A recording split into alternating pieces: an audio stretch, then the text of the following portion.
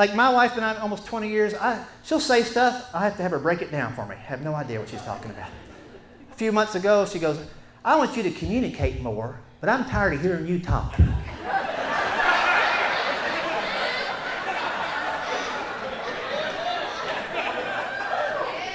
I'm like, why are you here all the time now? I'm like, I may be thinking that about you, but I didn't know how to say it. I said, I don't even understand what you're talking about. She goes, sometimes we'll sit and talk for an hour, but we get up, we really haven't said anything at all. I said, that's how we avoid fighting. Do you realize how much work I'm putting into this? She goes, well, I can tell right now you're thinking about something, but you're not saying it. I think you want me to read your mind. I'm like, oh no, I don't want that to happen. You would have punched me in the face 5 seconds ago. She goes, well, what is on your mind? I said, well, I'll tell you what's on my mind because it does stress me out. It was a little bit before Valentine's Day, a couple weeks ahead of that. I said, I'm out of ideas after 20 years. I don't know what to surprise you with for a Valentine's Day gift, let alone Christmas and anniversary and birthday. I said, there's something I never got you that you would like, which I think is pretty good communicating, right?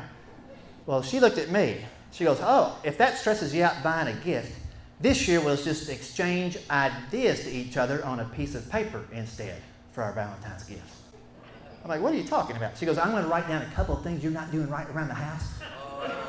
And you write down a couple about me. I'm like, stop right there. That is a trap door on an escalator. I'm like, let me get this straight. You're going to tell me something I'm not doing right, I'll do the same to you, and that's a romantic Valentine's Day? She goes, well, if we fix those 6 or 7 things. I'm like, she's got a list started already. I'm down 6-0. No one's even playing a game. I've never been that behind in my life. And here's how dumb I am. I wasn't thinking it through. I said, if that's what you want to do, sign me up. I'm thinking it won't cost me nothing, don't have to go shopping. Yeah. Then I realized it could cost me the house, right?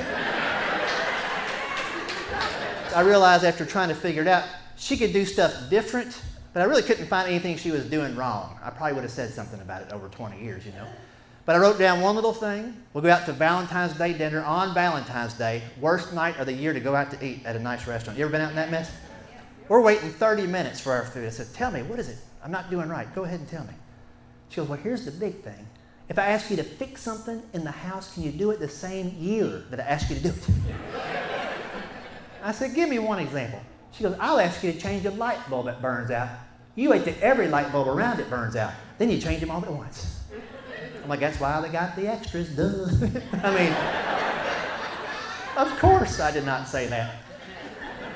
I was thinking it real loud, though, I tell you that much. I said, honey, I'll try harder. She goes, all right, what about me? I said, I want to be real clear. This is Valentine's Day and all. You're not doing nothing wrong. One thing I kind of missed before we had our kids 16 years ago, sometimes you'd wake up on the weekends, and if I was home, I wasn't traveling, you'd surprise me with this big old breakfast, just like I had growing up on the farm.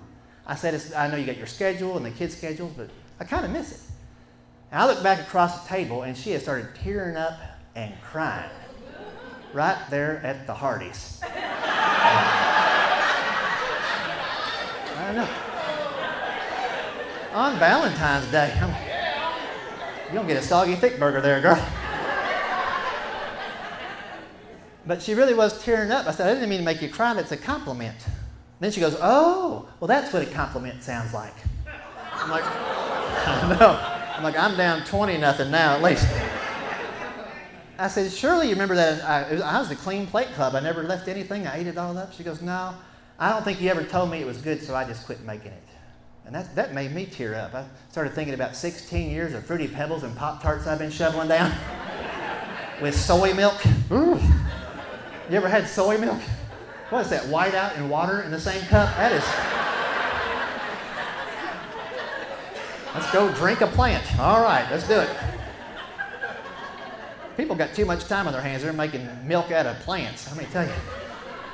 So anyway, I tell you this to tell you this, fella. This is what you get for communicating. The very next morning I wake up and guess what I smell?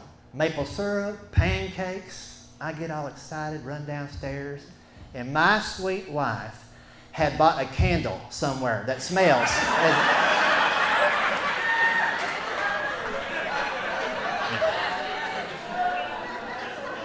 It's funny now, ain't it?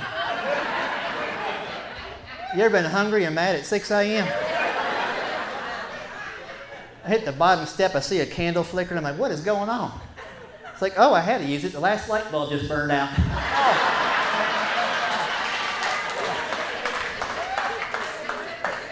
I woke myself up with a candle I bought her last Valentine's Day.